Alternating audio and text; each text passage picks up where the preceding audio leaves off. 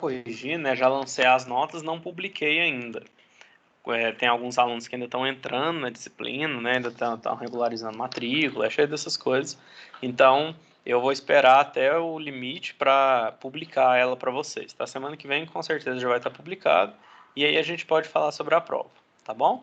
Aí a gente, se quiser, a gente resolve ela, troca uma ideia. O que tiver de dúvida, a gente pode falar. Vamos começar a aula de hoje, então. Outra coisa, para quem também não estava na outra aula, a partir de hoje a gente tem que fazer chamada nas aulas online. Então, quando for lá pelas 9h10, por aí, 9h15, se eu não lembrar, alguém me lembra de fazer a chamada com vocês, tá bom? Depois, essas presenças vão ser lançadas, não vão ser lançadas agora. Depois a coordenação vai dar instrução de como fazer isso. Beleza?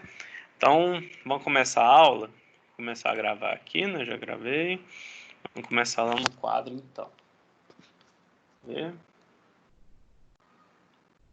Parece que não foi, não. Aqui. Aí. Beleza. Então, a gente tinha falado até a aula passada sobre os ciclos, né? Ciclos termodinâmicos, os ciclos padrão ar. E a gente falou sobre os principais dele. Tem outros, né? Tem um ciclo Brayton, tem um ciclo Rankine, tem um ciclo... pode falar. Alguém ia falar alguma coisa aí? Tá bom. Tem o ciclo Brayton, ciclo Rankine, tem ciclo misto, ciclo Sabaté, tem alguns outros, né? Eu não vou entrar neles aqui, porque senão a gente vai perder muito tempo para discutir mais um ciclo, mais equações e tal. Tem no livro lá, né, para a prova, é bom que vocês deem uma olhada também. Só que os principais a gente discutiu, que é o Otto e o Diesel, né? São os que vocês precisam saber de fato, tá? Depois dessa parte de ciclos, vem um outro capítulo, que deixa eu aceitar um aluno, que é a parte de propriedades e curvas características dos motores. Tá bom? Então a gente vai começar essa parte, que é propriedades e curvas características dos motores.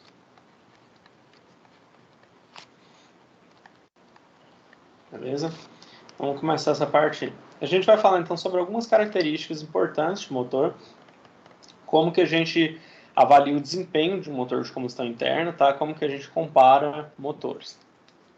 Primeiro a gente precisa falar sobre as propriedades, tá bom? Vamos falar uma a uma, tem bastante coisa para falar, para discutir. A primeira propriedade que a gente vai falar é o que a gente chama de torque, né? O torque do motor, que a gente sempre vê aí quando o pessoal pega revista de carro, vai analisar um carro, é o torque. Outros nomes para isso, torque, momento de força,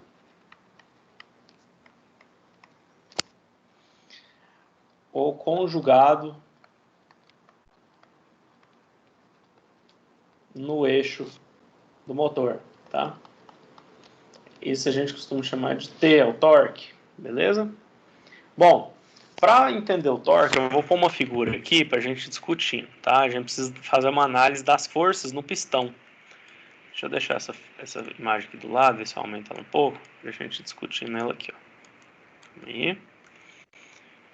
Bom, essa figura aqui mostra as forças que agem num pistão, beleza? Olha só, eu vou falar sobre cada uma delas aqui, escrever para vocês, para quem quiser olhar depois. A gente tem uma parte inicial ali dela, a força mais superior ali, que é a pressão do gás no cilindro.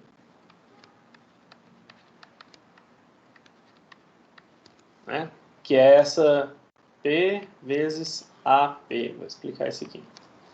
Ela empurra o pistão para baixo. Né? Olha só. O que é essa força? É a pressão, e aí pode ser, por exemplo, a pressão média efetiva, lembra que a gente definiu, vezes a área transversal do cilindro, né? Vocês lembram que pressão é força sobre área. Então, para achar a força, é só fazer pressão vezes a área, né? Essa AP é a área do pistão, tá bom?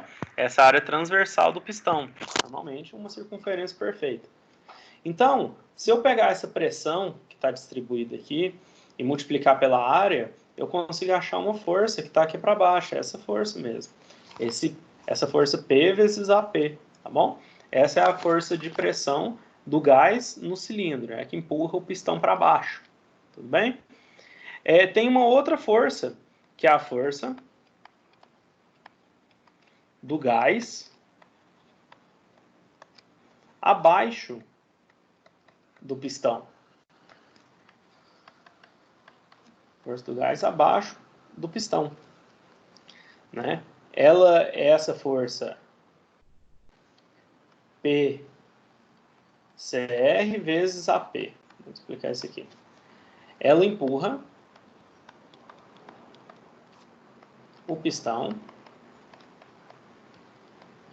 para cima. Então ela tenta reagir, né, à força que o gás faz lá em cima. Então, para cima. É essa força aqui, ó. Repara, quando aqui está a mistura gás-combustível que acabou de explodir, por exemplo, né? Acabou de entrar em combustão, certo? Ela vai empurrar para baixo o pistão.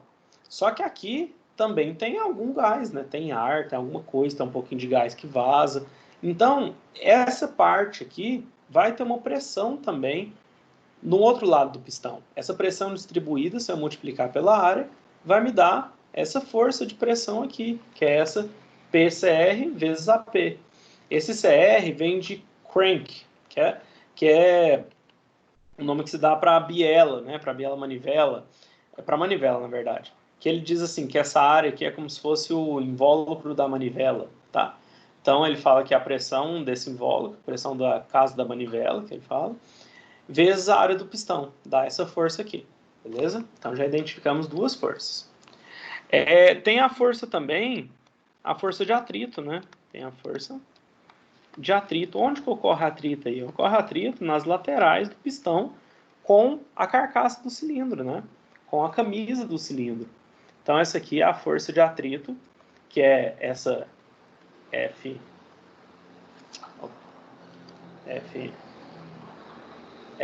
que ele mostra ali. Ela retarda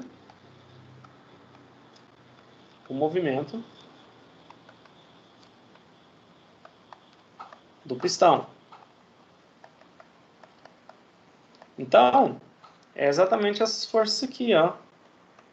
Essa força aqui. Se o pistão está mexendo para baixo, o atrito é no sentido oposto, né? Mesma direção no sentido oposto. É essa força aqui, tá bom? Esse atrito é o atrito dos anéis de vedação, o atrito, às vezes, do próprio metal com metal, se não for bem projetado, tá? Então, tem essa força de atrito aí. Beleza. Bom, a gente sabe que no tempo de expansão,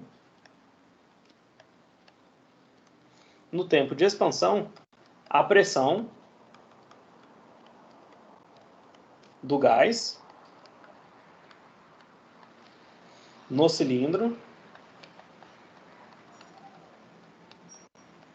domina o sistema, né? Ela é a mais forte que tem, é o tempo de potência, né? Isso aqui faz então com que seja criada, estão criando uma força compressiva de reação RC na biela. Lembra que a biela, ela é esse elemento aqui, né? Eu não vou desenhar aqui para não sujar o desenho.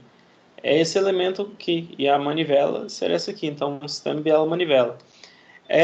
Então, se essa força aqui de cima é maior que a de baixo e maior que a do atrito também, vai ter uma resultante para baixo, né? Ou seja, esse bastão aqui, esse elemento que é a biela, vai ser empurrada para baixo com essa força RC. Então, ela vai fazer uma reação aqui no pistão também, RC, certo? Repara que a gente está olhando as forças no pistão, né? As forças que estão sendo aplicadas no pistão. Então, se o pistão está empurrando a biela para baixo, a biela empurra também o pistão para cima, com essa força RC. Beleza? Então, isso é outro. Bom, se eu fizer, então fazendo o balanço de força, fazendo o balanço de forças no eixo X, então no eixo horizontal, no eixo X, eu obtenho o seguinte: a soma de forças axial, né, as forças axiais, ela tem que ser a força resultante, né, a força de inércia, que é a massa do pistão vezes a aceleração do pistão, segundo a lei de Newton, né? E qual que vai ser essa soma de forças? Ó, então, a massa do pistão vezes a aceleração do pistão vai ser, repara, P menos PCR vezes AP menos F de atrito menos RC cosseno de φ. Vamos entender essa equação, ó. Cosseno de φ. Repara. Que termo que é esse aqui, né? Esse primeiro termo aqui, ó. Esse termo aqui é o termo das forças de pressão. A força de pressão para baixo é P vezes AP, né? Só que no sentido oposto dela tem essa PCR vezes AP. Então isso aqui fica menos PCR vezes AP. Então eu posso colocar o AP em evidência, tá? Daí que sai essa parcela da equação. Menos a força de atrito, né? Então, menos a força de atrito, que está opondo aí ao movimento, menos a componente dessa força RC na direção Y, né? Aqui, na verdade, eu falei errado, né? Então, aqui é no eixo Y, né? Que a gente fala no eixo Y. As forças axiais aqui nesse eixo. Essa componente, qual que vai ser? Ó? É o R cosseno, né? Lembra quando a gente vai decompor uma força, quando está com ângulo, é cosseno, né? Então, a componente dessa força aqui, por exemplo, dessa RC, seria essa aqui, ó. Que é o RC cosseno, o RC vezes o cosseno desse ângulo φ. Tudo bem? Então, aqui eu fiz o equilíbrio de forças, né? Alguma dúvida até agora, gente?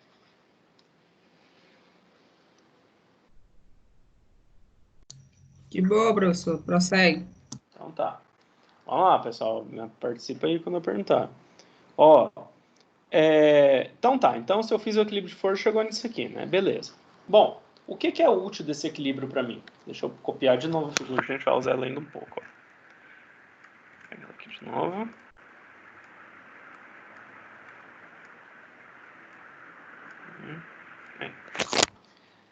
Bom, qual componente que vai gerar torque, né? Olha só, essa biela, ela está sujeita a essa força RC, né? Ela é ligada à manivela, né? E a manivela que está rotacionando, concorda? Ela que está rotacionando aqui em torno do eixo. Qual componente dessa força que vai fazer torque, né? Que vai fazer torque em relação a esse eixo? Você concorda que tem que ser a componente tangencial à trajetória? A trajetória dessa biela vai ser algo assim, ó.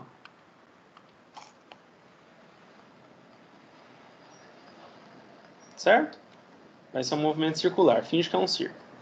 Então, aqui eu tenho a força RC aplicada. Eu posso dividir essa força RC numa componente centrípeta, certo? Que está fazendo o movimento mudar de direção. E uma componente, ó, tangencial. Concorda? Posso dividir desses dois jeitos, de modo que o ângulo entre elas seja 90. Qual componente dessa aqui que vai causar torque? Falei. Esperar a participação de vocês.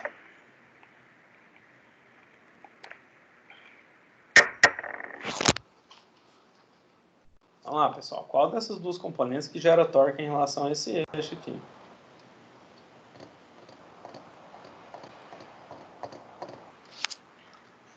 Vamos lá, ninguém quer participar? Tangencial, é isso? A tangencial, né, gente? Ó, é a componente tangencial, porque é ela que tem essa distância perpendicular em relação ao eixo, né? Então, essa componente aqui que vai ser responsável por causar torque. Então, ela que a gente vai ter que analisar com mais calma, né? Se eu quiser calcular esse torque, ó, vamos só escrever isso aqui. A componente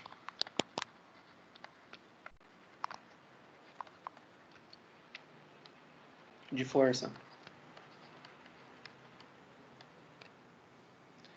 na biela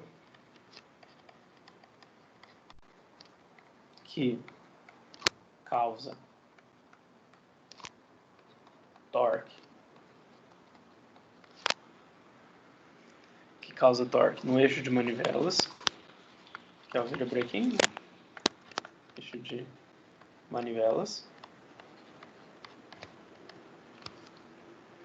É aquela ali, ó, que eu chamei de RC tangencial. Tangencial. Então, como que eu calcularia esse torque, né? O torque poderia ser calculado assim, ó. O R quer dizer essa distância aqui, né? R, que é o raio da manivela mesmo, R, vezes o RC seno do ângulo aqui, ó, desse ângulo todo aqui, que é θ mais φ. Seno de θ mais φ. Beleza? Aí, se você lembrar lá daquela primeira aula em que eu mostrei o pistão e mostrei as partes dele, né, a biela, a manivela, os ângulos, você lembra que a gente chamou o tamanho aqui da biela de L, ó, de Lzinho, quer ver? Chamou ele assim, ó, de Lzinho, certo? Chamamos de Lzinho, e chamamos isso aqui de raio mesmo, de R, né? Beleza. Se você lembrar lá, vou escrever aqui caso alguém queira confirmar isso depois. Então, lembrando que o R vezes o seno do θ, que é o ângulo aqui, ó, esse ângulo θ aqui, é igual ao L vezes o seno de φ. A gente pode fazer uma álgebra aí, né? E rearranjando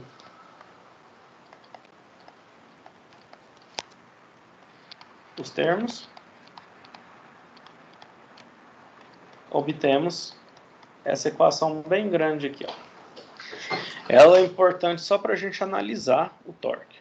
O torque é igual a R vezes o seno de θ, que multiplica a pressão lá em cima menos a pressão naquele espaço lá embaixo, vezes a área do pistão, menos a força de atrito, menos a massa do pistão vezes a aceleração do pistão, que é a força de inércia. Isso aqui tudo que multiplica 1 mais R sobre L vezes L aqui, ó, vezes cosseno de θ vezes 1 sobre esse negócio todo aqui, ó. 1 menos R ao quadrado sobre L ao quadrado vezes seno ao quadrado de θ. Isso tudo dentro de uma raiz, elevado a meio. E 1 lá em cima. Tá? Então, essa equação, você consegue achar o torque no eixo do seu motor com base nesses parâmetros geométricos todos, né? Então, você não precisa saber nada de como que é a performance do seu motor. Contanto que você faça as medições, tanto da geometria quanto dessas pressões, da força de atrito, da massa, da aceleração do seu pistão, você já conseguiria achar o torque. Mas pensa que difícil que é fazer tudo isso, né? Por isso que a gente vai desenvolver outras expressões. Só que tem algumas coisas importantes para a gente falar sobre isso aqui. Deixa eu ver se eu consigo selecionar esse aqui para passar para a próxima. Para copiar essa equação aqui, ó. Ele pegou tudo, né? Vamos ver se está certo aqui, gente. Vamos ver, né? Olha lá. Agora vamos apagar aqui o que precisa.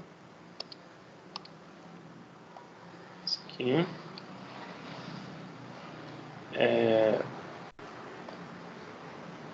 Bom, vamos só deixar essa equação ali embaixo para a gente analisar ela. Deixa eu ver se consigo levantar tudo um pouquinho. Já ajuda. Olha lá. Bom, o que a gente repara aqui? A gente repara várias coisas. Ó.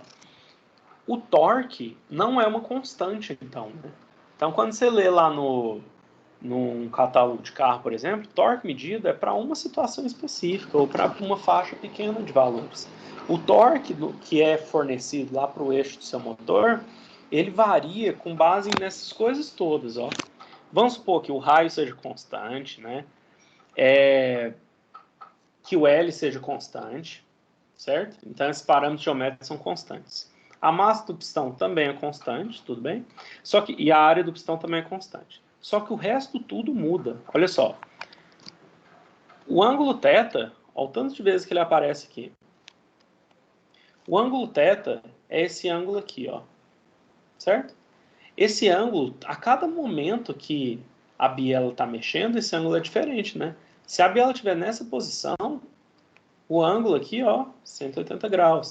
Se estiver nessa posição, o ângulo é esse aqui. Então, já vai ter essa contribuição. A cada instante de tempo, o ângulo é diferente, o torque já é diferente só por isso. Mas mais importante que isso, é essas outras coisas aqui, ó.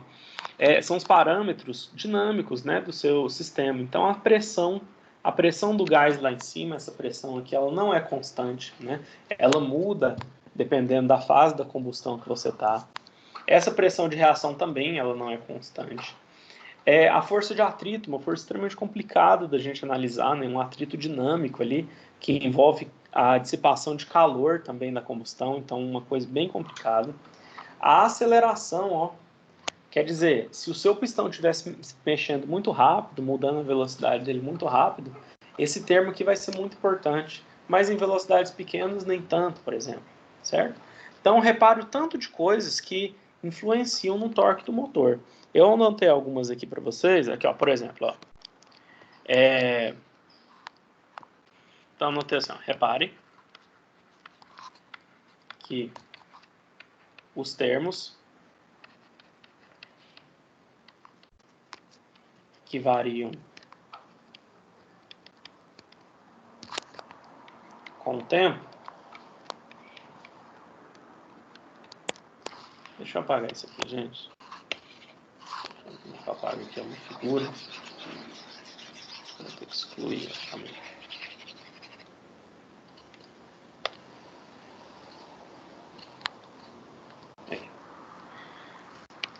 Estou querendo entrar na aula. Ó. Repare que os termos que variam com o tempo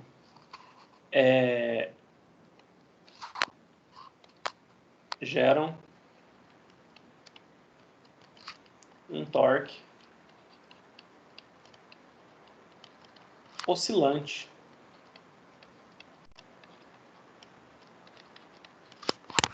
No eixo, né? Então, o torque ele não é constante, ele é uma função do tempo, desses outros fatores todos aí. Normalmente,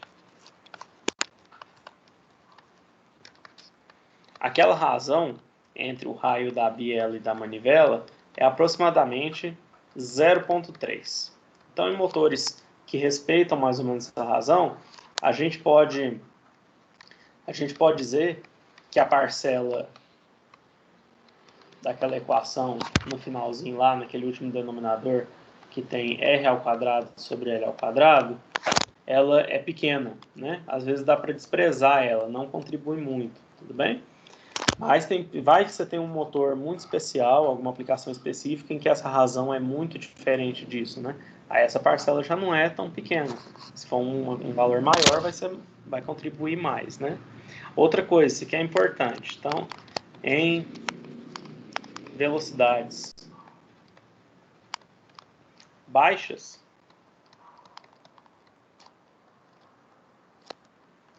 a força de inércia, que é aquela massa do pistão vezes a aceleração do pistão, é pequena. E também não contribui muito para o torque. É pequeno. Mas em altas rotações,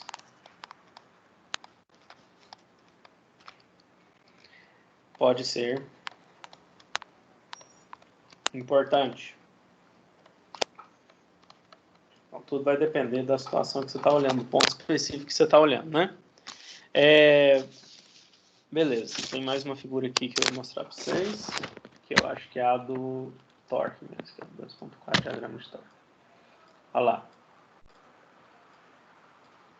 Então, repara, esse aqui é um diagrama típico do torque, né? Está mostrando, tem dois diagramas, ó, um da pressão e um do torque. Aqui embaixo, ó, tem essa curva do torque, né? A pressão em função do ângulo, aquele ângulo da manivela, tudo bem? Repara que dependendo do ângulo, então o ângulo medido daquele jeito, né? Se está alinhado com o pistão está lá no ponto morto superior a 0, se estiver no ponto morto inferior a 180. Repara que muda muito, né, a pressão dentro do cilindro. Ó, a pressão ela dá aquela disparada quando ocorre a combustão, aqui deve começar a combustão, depois ela diminui bastante. Ó a parcela do atrito aqui, a parcela daquela pressão do invólucro lá da manivela. Olha o torque como muda também. O torque ele segue mais ou menos a pressão do cilindro, né? Quanto maior a pressão do cilindro, maior o torque. E de fato, o torque vai ser gerado com maior intensidade naquele tempo de expansão, né? Que é o tempo que você tem potência, em que aquela pressão do gás que entrou em combustão, que entrou em ignição, ela vence todas aquelas resistências que tem. Então, de fato, o torque útil vai ser bem gerado aqui. Tudo bem? Então, beleza. Deixa eu ver aqui mais. Bom, aí o próximo passo que a gente fala é assim, beleza, então eu sei calcular de algum jeito aí o torque, né? Mas na prática, como que eu meço um torque, né? Como medir um torque fornecido de um motor? Então, como que eu sei que torque que esse motor está fornecendo? Tem um motor lá, eu quero medir, né? Como que eu faço isso? Bom, isso pode ser feito com um dinamômetro. Vou apertar mais uma pessoa aqui. Isso pode ser feito com um dinamômetro, tá? Dinamômetro, então, é o nome do equipamento que a gente usa para medir forças, né? Então, para motor tem um dinamômetro específico para ele. Deixa eu pegar a foto aqui já que eu vou escrevendo com base nela, quer ver? Isso aqui, ó. Essa foto aqui, gente, não é do livro de vocês. Nenhuma até agora foi. Eu achei que o livro não ficou muito claro quando ele foi explicar essa parte, ficou confuso de entender. Então eu achei essa foto aqui no livro do Haywood lá, tá? Se alguém quiser procurar. O livro é o do Haywood, 2018. Que ele mostra o esquema básico de um dinamômetro para medir o torque de alguma coisa que roda. No nosso caso, pode ser o eixo do nosso motor, tá bom? Lá no livro, ele começa falando de um negócio que chama freio de prone. Assim, a ilustração que ele deu lá e a explicação, eu não achei que ficou boa. Se vocês tiverem curiosidade, eu acho que eu até deixar aberto aqui. Deixa eu ver aqui. Não, deixei não. Vou abrir aqui para vocês, calma aí. Aqui, acho que é essa aqui. Vou mostrar esse vídeo aqui para vocês. né? Deixa eu compartilhar aqui com vocês, calma aí. Compartilhar a tela. Ó, você colocar no YouTube, por exemplo, Prone Break, né? Vai ter alguns vídeos mostrando, não são muitos, mas tem alguns vídeos que mostram de maneira um pouco mais didática como que funciona esse tipo de dinamômetro, tá? Ele foi um equipamento didático, ele é um equipamento didático para explicar como funciona esse tipo de coisa. Então, dá para você fazer com coisas básicas, né? Então, com blocos de madeira, com eixo, com algumas molas, tal. Dá para você mostrar como ele funciona. Depois, quem tiver curiosidade, dá uma olhada nesse tipo de vídeo, então procura na internet outros, tá? Eu vou explicar um princípio geral de como esse tipo de equipamento funciona, não exatamente esse aqui, tudo bem? Deixa eu voltar a compartilhar o quadro lá. Calma aí.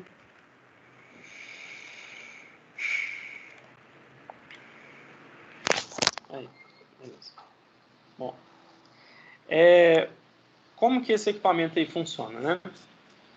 O motor... Professor, Oi, pode falar. foi isso que era para lembrar da chamada aí. Ah, tá. Beleza, bom que você lembrou. Deixa eu fazer. Deixa eu pegar aqui o nome de vocês. Eu vou falando, tá? Se eu esquecer de alguém, vocês me falam. Deixa eu pegar aqui. Bruno Santos. Qual Carlos que é aqui? Tem os dois, né? Carlos Neri e o outro Carlos Bernardo, né? Tá. Isso. Frederico Silva. Gabriel Vinícius.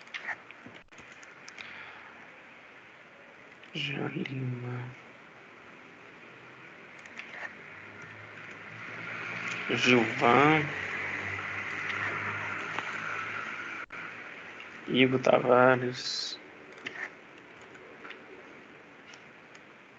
Jonathan. Laurissa.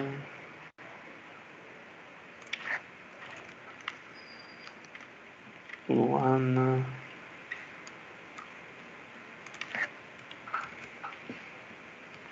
Lucas Cetec Equipamentos, qual que é? Lucas Gomes. Lucas Gomes Noronha. Lucas Lima. Maurício Henrique. Gael, Michael. Rodrigo.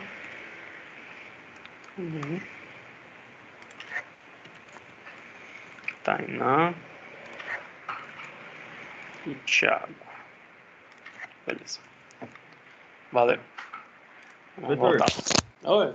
deixa eu voltar à aula, deixa eu perguntar um negócio. A hora que eu abri aqui a unidade aqui, apareceu que a variação foi repostada. Quem já tinha feito aquela primeira lá precisa refazer também? Não, isso aí Não? foi porque na última hora final lá do AVA deu uma instabilidade. Teve até um colega aí, eu não sei se foi dessa turma, que me avisou na hora, né, também. A coordenadora avisou também que o AVA teve uma instabilidade na última hora lá de prova. Mas aí mandaram a gente abrir por mais um dia lá.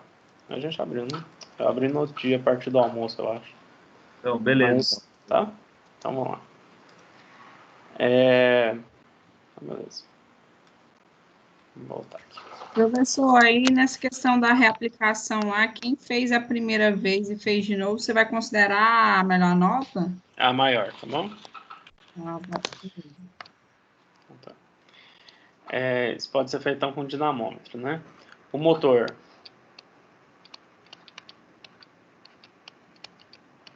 é montado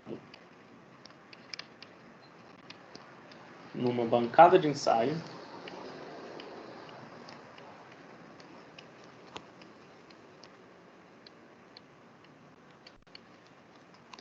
Numa bancada de ensaio. E o eixo é conectado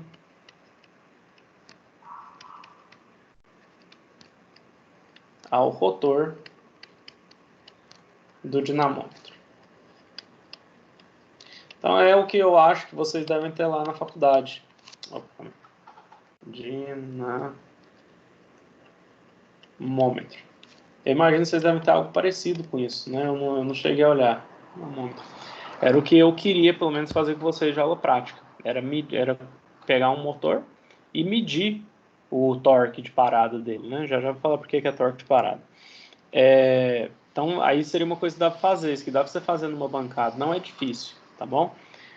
Então, o que ele faz? Ele coloca o motor e liga o eixo dele nesse rotor. Então, o motor pode estar aqui para frente ou no fundo, né? Ele está ligado, o eixo dele está ligado nesse rotor aqui, tudo bem? O rotor, por sua vez, né? O rotor é acoplado a um estator, tá? É chamado de estator, normalmente a gente fala que estator é de motor elétrico, né? Mas assim, é um elemento que vai fazer o freio desse rotor. Ele vai apertar de algum jeito esse rotor para fazer o freio dele, tá? Pode ser uma cinta de freio, pode ser uma manta que envolve e aperta, alguma coisa assim.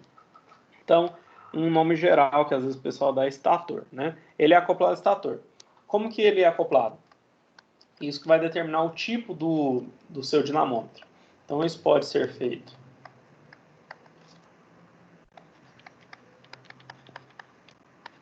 hidráulica, mecânica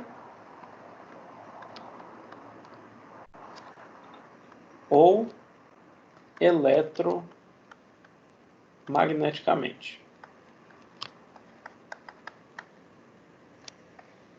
Então, com isso, você tem vários tipos de dinamômetros. Você tem dinamômetros mecânicos, que é o caso daquele que a gente acabou de ver ali, que é o freio de Prone, por exemplo.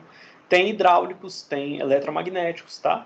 Tudo vai depender do jeito que você quer medir. Mas, no final das contas, todos conseguem medir torques, né? Alguns medem para algumas faixas de rotação, outros para outros. Então, só para vocês verem os tipos de dinamômetros que tem.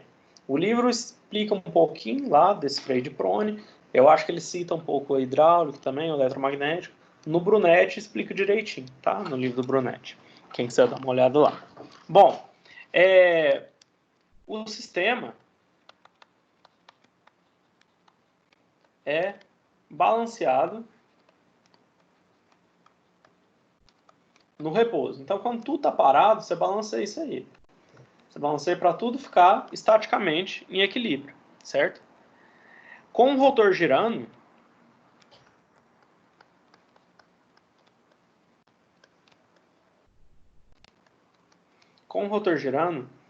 o torque exercido no estator é medido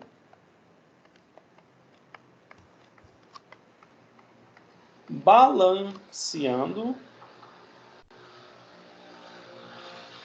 Eu vou balancear o estator, então balanceando com pesos, por exemplo, né? Então pode ser pesos, pode ser molas ou sistemas pneumáticos, por exemplo.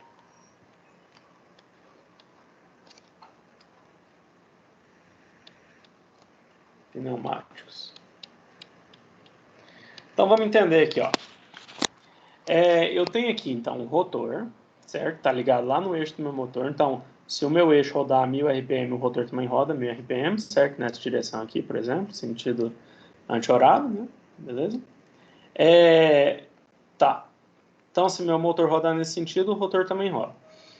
E aí, quando ele começa a rodar, eu vou acrescentando cargas aqui, essas cargas, as células de carga, por exemplo, eu vou acrescentando elas até que o motor entre em regime permanente, estabeleça, não fique mais acelerando, certo? E aí eu vou saber qual foi o torque necessário para conseguir parar esse motor.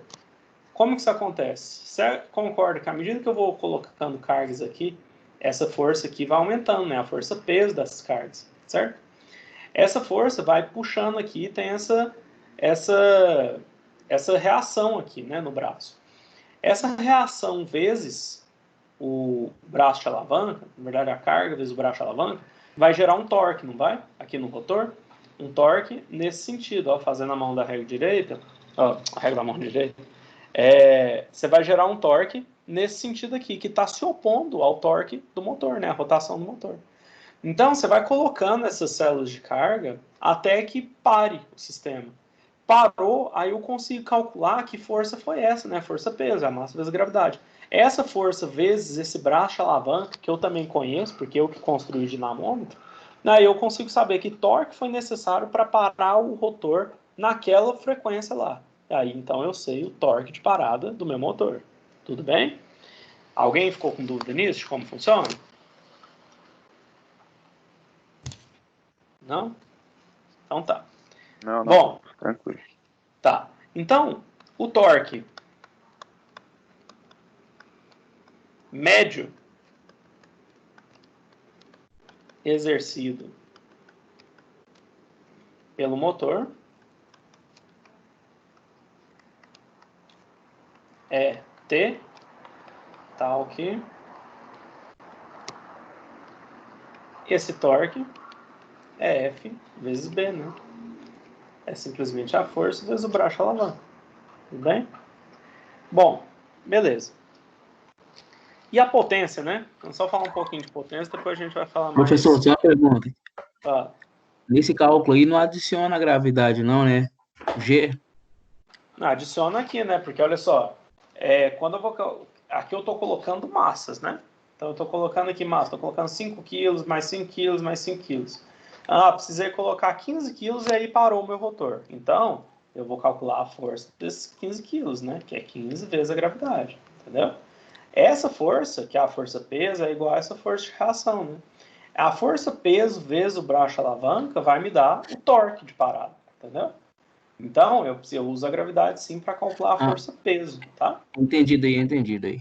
Então, beleza. Então tá. Professor, Bom, pode falar. uma pergunta. Esse exemplo que você citou aí, esse dinamômetro, eu trabalhava na retífica que tinha um dinamômetro, mas ele é diferente, o funcionamento desse aí. Esse mesmo cálculo serve para esse tipo de dinamômetro mecânico, igual aquele dinamômetro de fábrica mesmo. Você põe o motor lá na bancada e testa ele. Pois é.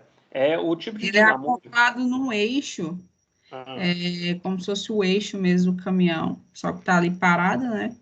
E aí, quando aí tem o painel, né? Como se fosse do caminhão ali, onde você liga ele e ele funciona.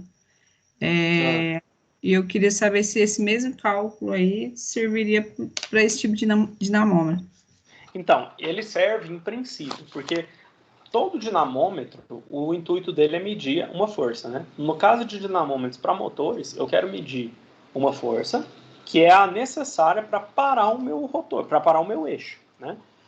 No caso de dinamômetros mecânicos, eu faço isso acrescentando cargas. Eu não sei como que é o dinamômetro que você trabalhou. Se ele for, por exemplo,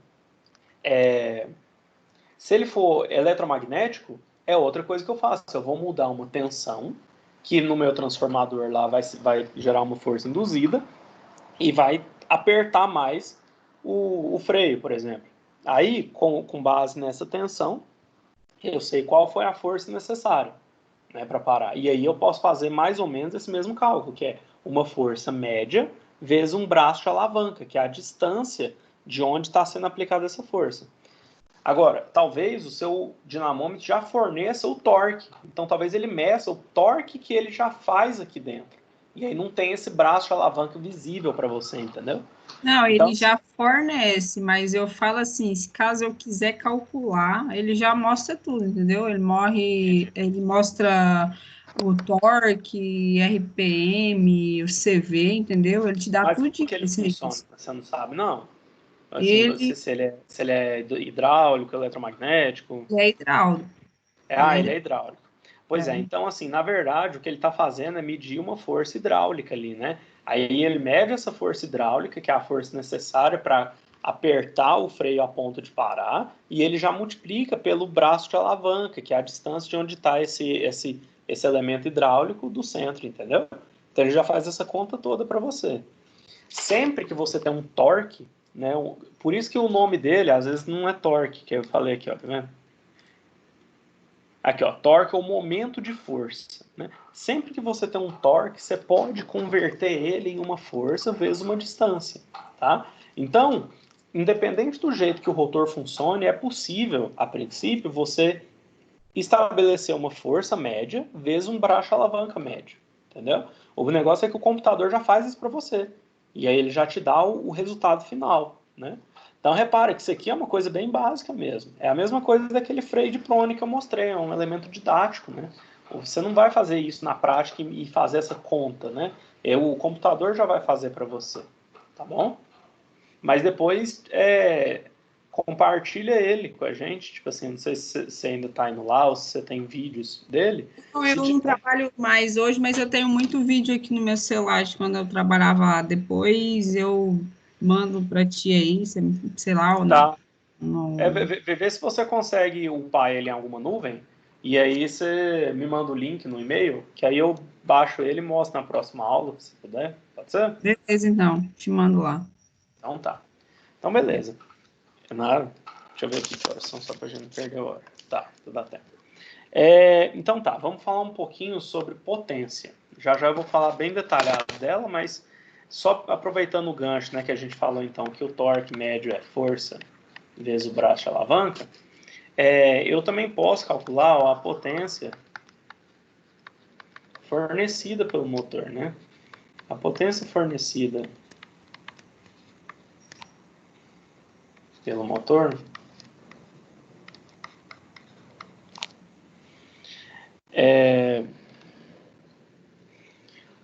e absorvida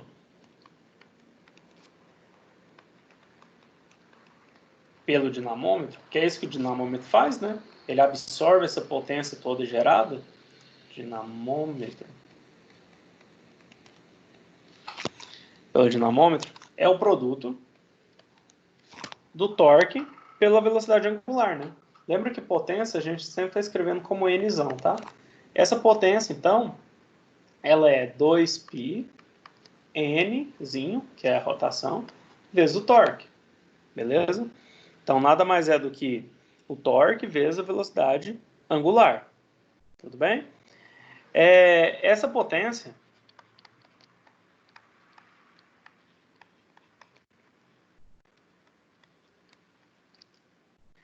é chamada de brake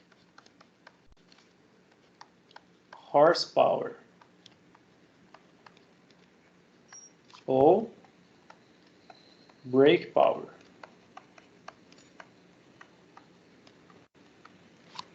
É como se fosse uma potência de parada. Entre aspas, tá? Porque eu não sei se esse termo existe tecnicamente, não. Né? Potência de parada. Por que eu falo isso? Porque é uma dúvida muito comum quando o pessoal costuma começa a ver motor, é que quando você vai olhar catálogo de motor, você vai olhar revista internacional, ele sempre fala assim, brake horsepower, então brake power. E a gente nunca, muita gente tem dúvidas sobre a diferença entre isso, né, que é tipo a potência de freio, a potência de freada e a potência do motor mesmo, né? Vou explicar de onde que vem esse nome, tá? Essa é a potência.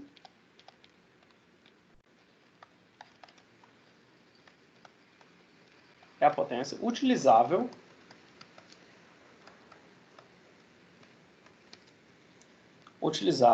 fornecida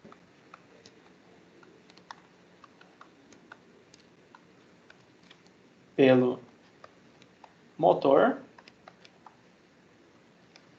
para a sua carga, né, para a sua aplicação, para a sua carga. No caso, um freio, que é brake em inglês, tá? Então, por que eles dão esse nome? Porque é a potência fornecida pelo motor, mas você só descobre ela medindo ela para parar o motor, né? Medindo a potência necessária para frear aquilo lá, que é igual à potência fornecida. Então, assim, a mudança é no nome só, tá? É no jeito que você mede a potência. Então, é a potência útil, a potência utilizável, né? O que você consegue tirar do motor, tá? O que você consegue tirar do motor e fornecer para a sua aplicação. No caso aqui, a nossa aplicação é um freio. Então, é um brake power, né? A potência de freada, potência para parada, tá bom? Só fazendo esse adendo aí que isso que causa muita confusão. Então, brake horsepower ou brake power, tá? Bom, deixa eu ver o que é mais aqui.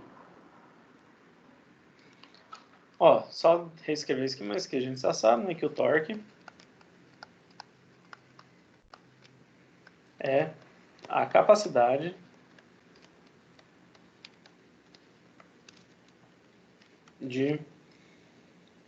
capacidade do motor realizar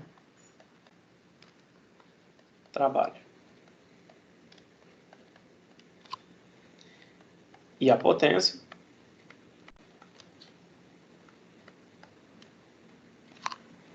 é a taxa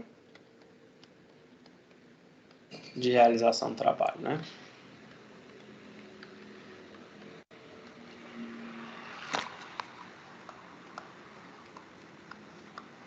É a taxa de realização do trabalho.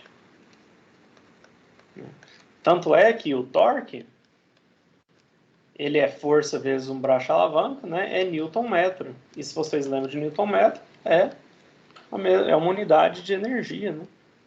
E a potência, que a gente está chamando de Nzão, a unidade dela é a taxa com que você realiza trabalho, né? Então, é o trabalho sobre tempo, que é em watts, né? Joule por segundo. Tudo bem? Só lembrando as unidades aqui. Então, esses parâmetros são muito importantes, tá? Na prática. O parâmetro de torque e de potência fornecida, né? E isso, os valores máximos deles definem o desempenho de um motor, né? Agora vamos falar mais sobre potência em si. Mais alguma dúvida aqui sobre torque? Então, beleza. Tranquilo. Agora vamos falar sobre potência de motores, que tem muitas definiçõezinhas, tá? Bastante equação, vamos com calma aí. Potência do motor.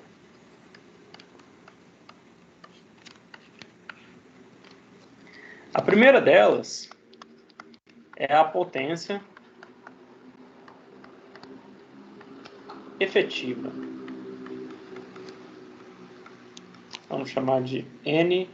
É a potência efetiva. Essa é a potência medida lá no eixo. É o que você faz, medida no eixo. É o que você faz com esses dinamômetros. É o que você consegue tirar do seu motor. É o que o motor fornece, né? Então, lá no motor tem os pistões estão se mexendo e no tempo de expansão o gás explode lá, empurra o motor para baixo e isso gera uma potência útil. Tá? A potência que sai lá do pistão e consegue chegar no eixo, depois a gente vai ver onde que ela se perde aí, é a potência efetiva, é a potência média lá no eixo. Tudo bem? Ela é essa que a gente estava calculando mesmo. Então, essa potência efetiva é o torque vezes a velocidade angular, que é torque vezes 2π Nzinho, né? Que é a nossa rotação. Beleza? Vou pôr alguns fatores de conversão aqui, para ficar registrado, porque esse aqui às vezes não é tão simples de achar. Esse é, mas tem uns lá para frente que não é.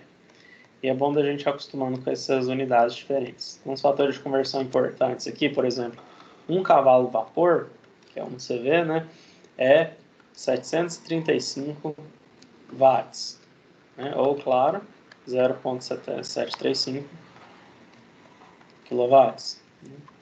Outra coisa, 1 HP, 1 horsepower, né, 1 HP é igual a 1,014 CV.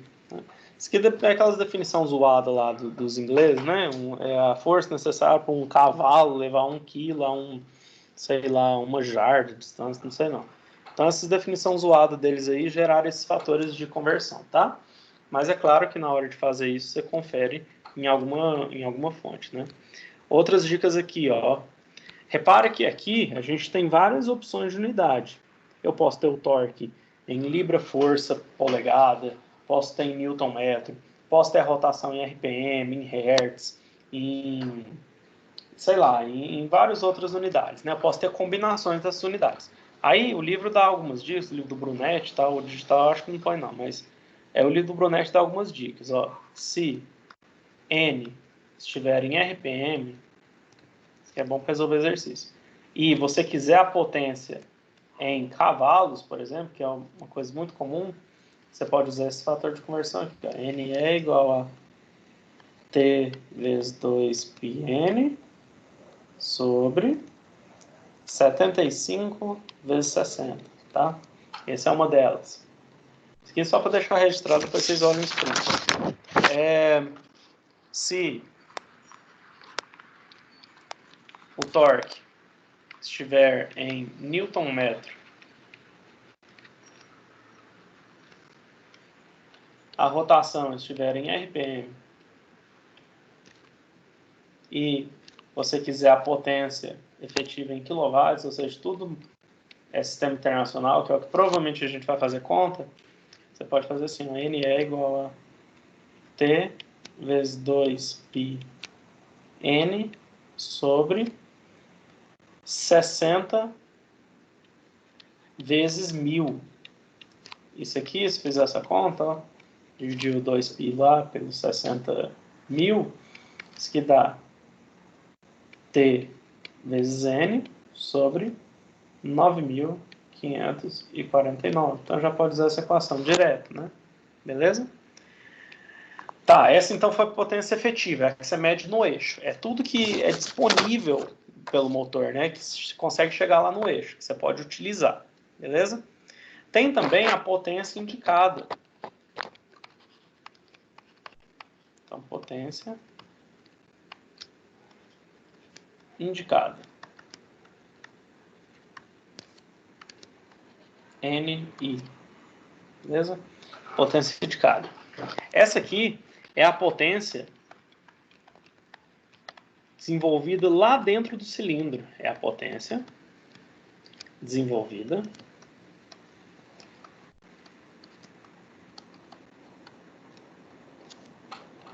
pelo ciclo termodinâmico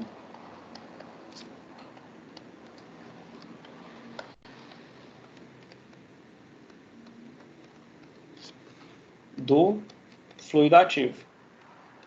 Beleza? Então essa é a potência relacionada ao trabalho que o gás faz. Lembra lá que o gás ele passa por vários pontos, né? E no final das contas ele tem que gerar um trabalho útil, senão o ciclo foi inútil para a gente, né? É a área dentro da curva lá, dentro daqueles diagramas PV, do TS.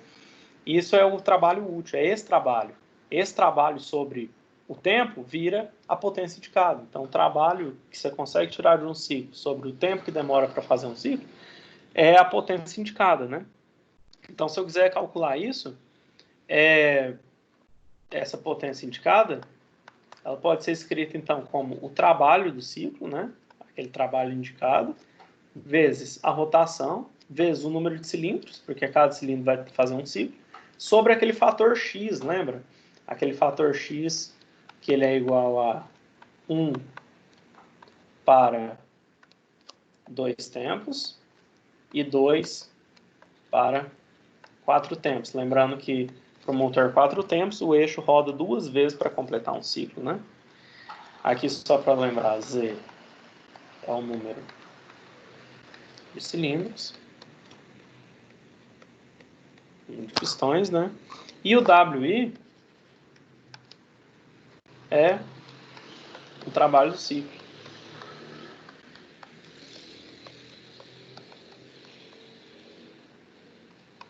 Área interna do diagrama, né?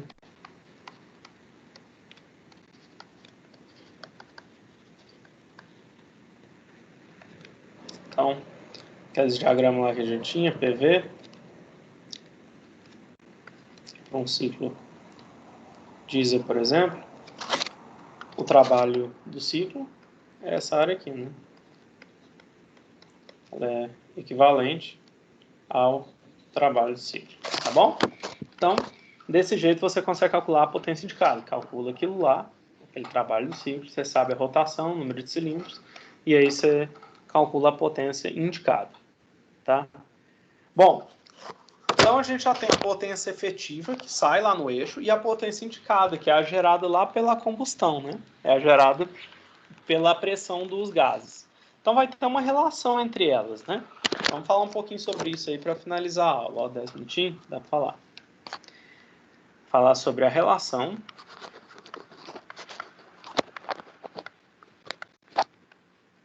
entre as potências.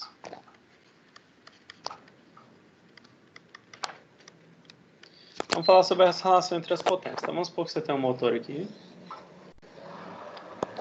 Esse motor, olha só, tem algumas coisas que vão ser jogadas para fora dele, tem coisas que vão ficar dentro dele.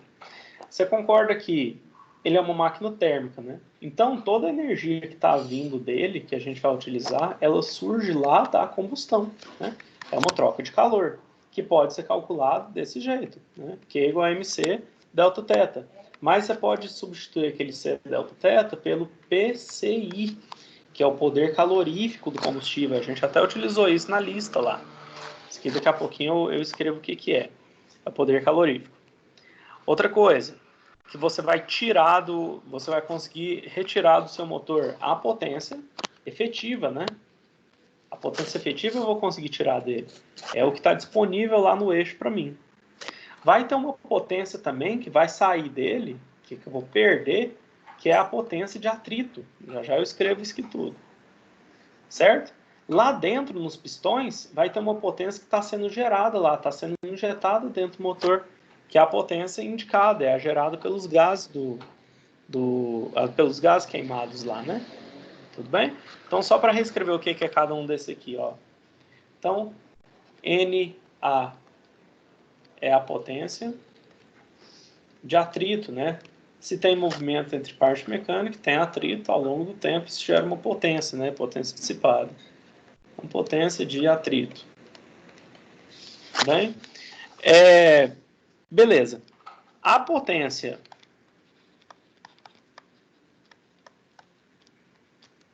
proveniente da combustão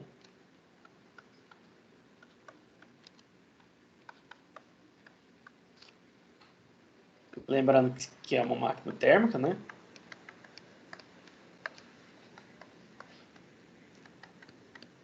Pode ser calculado daquele jeito que eu pus ali em cima.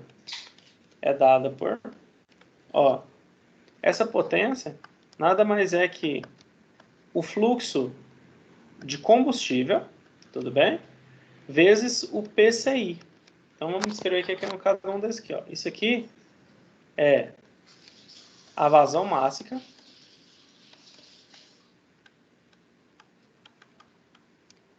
de combustível. Então, quantos quilogramas de gasolina que tá entrando no pistão por segundo, né, de combustível, por exemplo. Isso aqui é o poder calorífico do combustível. Poder calorífico do combustível. Tá? Vamos só pensar um pouquinho aqui, ó. A vazão máxima, como eu disse, ela é em quilogramas por segundo.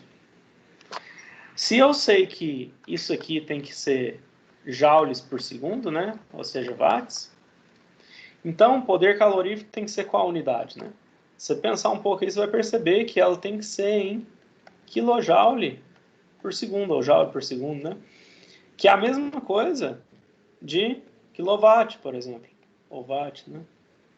Então, repara que isso aqui é uma medida do poder calorífico do combustível. Quer dizer, aqui, ó, desculpa, é quilojoule por quilograma. Isso aqui não é watt, não.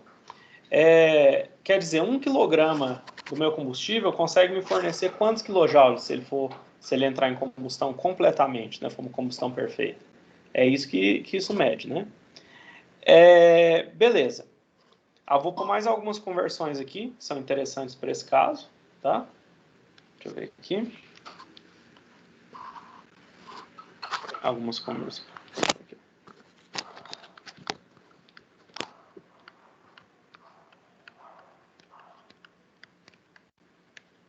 algumas conversões. 1 quilocaloria é igual a 4.185 joules, tá? Se precisar usar. 1 quilocaloria por segundo é igual a 5,69 cavalos, tudo bem? E tem algumas outras aí, dependendo do caso que você for usar. Vou mostrar aqui para vocês uma tabelinha. Aqui, ó. Olha só. Olha o poder calorífico de alguns combustíveis. Né? Olha como eles variam. Então, olha só. Aqui está a massa específica, né? Diesel, etanol, gasolina. E tem a temperatura de alta ignição, que a gente já tinha mostrado, mas tem também aqui ó, o PCI, poder calorífico, em quilocaloria por quilo, então poder calorífico máximo, e o volumétrico, né, por litro. Olha como difere, né? Olha o diesel. O diesel, 1 kg de diesel fornece 10.200 quilocalorias. E de etanol, por exemplo, é quase a metade. Né? Mas olha o tanto que é parecido com essa gasolina. Se for olhar volumetricamente, tem uma diferença um pouquinho maior por causa da diferença de massa específica, né? Então isso também vai entrar na conta da sua potência, né? Quanto de energia que 1 kg do seu combustível consegue fornecer, tá bom? Deixa eu ver se vai dar tempo de falar mais. Licença, senhor. Pode falar. Comentário aqui, só para ver se eu entendi. Essa parte da propriedade calorífica aí dos combustíveis, se eu não me engano, acho que nos catálogos de motores dos carros, dizem que no etanol entrega um pouco mais de potência, né? Tem alguma relação com isso aí? Porque aparentemente é menor, né? Ele é menor aqui, mas é por isso que assim, a potência, depende de que potência que você está falando. Então a gente já falou de algumas potências. Tem a potência efetiva, que você mede no eixo. Tem a indicada, que é essa gerada aqui, ó. Repare que essa é só relacionada a isso, né? Essa aqui é simplesmente a potência indicada, é a gerada pelo fluxo lá do gás, né? Pelos processos que o gás passa. Tudo bem? E essa aqui, na verdade, é a potência também fornecida pela combustão, né? Relacionada com a potência fornecida. Pode ser que, dependendo da situação, outros fatores entrem aí que façam com que a potência final, a efetiva lá, que é jogada para o eixo, no caso do etanol, seja maior. Entendeu? Então vai depender de várias coisas. Para aqui, olhando aqui, ele tem um poder calorífico menor. Ele tem uma massa específica um pouquinho menor também. Só que às vezes você consegue operar um motor mais eficientemente com ele, mais rápido talvez. Às vezes numa faixa de operação ele é mais eficiente, entendeu? Então assim, nunca dá para fazer uma comparação só de uma variável com a outra, né? A gente vai ver na próxima aula as curvas de desempenho, você vai ver o tanto que o torque varia, a potência varia, tudo com base também na rotação, tá bom? Beleza. Mas se você quiser trazer esse catálogo, já dá uma olhada depois, tá? Se achar algum exemplo aí pode mandar no e-mail, eu ponho na aula. Então é isso, pessoal. Agora a gente ia falar de eficiências, né? Mas eu vou deixar para a próxima aula, senão vai ser muito corrido aqui, nem vai dar tempo de terminar. Tá bom? Mais alguma última dúvida aí? Então, beleza. Então, valeu, pessoal. Vou parar de gravar aqui. Até a próxima aula. Valeu. Tranquilo, professor. Obrigado. Boa noite. Boa noite. Falou.